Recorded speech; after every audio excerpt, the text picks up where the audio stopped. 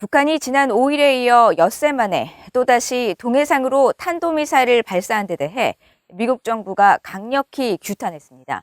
미국은 북한의 거듭된 미사일 발사가 유엔 안보리 결의 위반이라는 점을 분명히 하면서 한국, 일본 등과 즉각 북한의 미사일 발사와 관련해 협의를 갖고 대응 방안을 논의했습니다.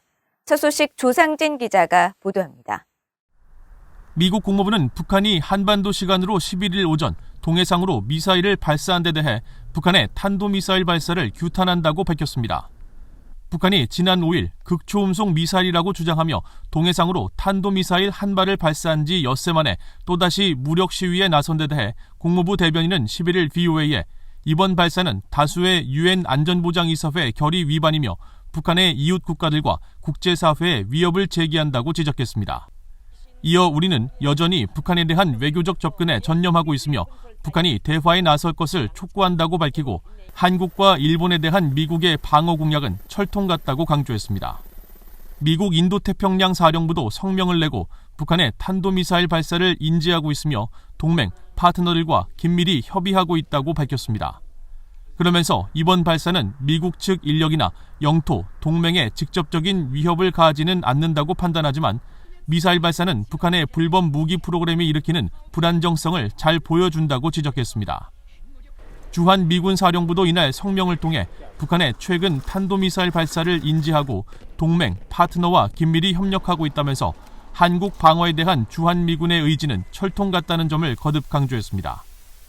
앞서 한국합동참모본부는 북한이 11일 오전 7시 27분쯤 자강도 일대에서 동해상으로 탄도미사일 추정 발사체 한 발을 발사했고 비행거리 700km 이상, 최대 고도 약 60km, 최대 속도는 극초음속 미사일 범주에 드는 마하 10 내외인 것으로 파악하고 있다고 밝혔습니다.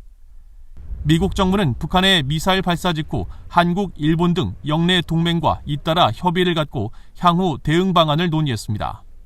한국 외교부와 일본 외무성에 따르면 성김 국무부 대북특별대표는 11일 노규덕 한국 외교부 한반도 평화교섭본부장, 후나코시 다케이로 일본 외무성 아시아대양주 국장과 잇따라 전화협의를 갖고 북한의 미사일 발사에 대한 평가를 공유했습니다.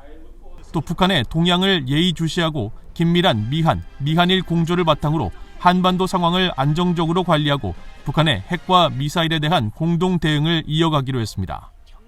이런 가운데 한국 청와대는 보도자료를 통해 서훈 국가안보실장 등이 참석한 국가안전보장회의 상임위원회를 열어 북한이 연초부터 연속적으로 미사일 시험 발사를 진행한 의도를 분석하는 한편 정세 안정이 기묘한 시기에 이루어진 이번 발사에 강한 유감을 표명했다고 밝혔습니다. 문재인 한국 대통령은 대선을 앞둔 시기에 북한의 연속된 미사일 발사에 우려를 나타내고 더 이상 남북 관계가 긴장되지 않도록 각 부처에 필요한 조치를 강구하라고 지시했다고 한국 청와대는 전했습니다. VOA 뉴스 조상진입니다.